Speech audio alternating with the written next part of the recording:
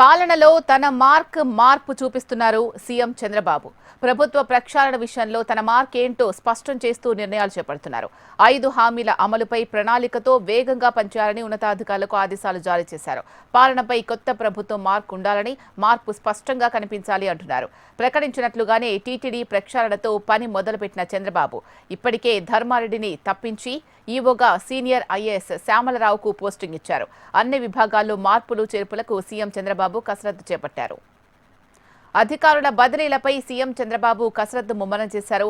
అన్ని విభాగాల్లో మార్పులు చేర్పులపై సీఎం చంద్రబాబు దృష్టి పెట్టారు. ఇందులో భాగంగానే కాసేపటి క్రితం సీఎస్, డీజీపీలతో సీఎం చంద్రబాబు భేటీ అయ్యారు. నిబంధనల ప్రకారం పనిచేసే వారికి కీలక పోస్టులు ఇవ్వాలని నిర్ణయించినట్లు తెలుస్తోంది. సీనియర్ ఐఏఎస్, ఐపీఎస్ అధికారులపై ప్రభుత్వం దృష్టి పెట్టింది. వైసీపీతో సంబంధం ఉన్న వారిని దూరం పెట్టే ఛాన్స్ ఉన్నట్లు ప్రచారం జరుగుతోంది.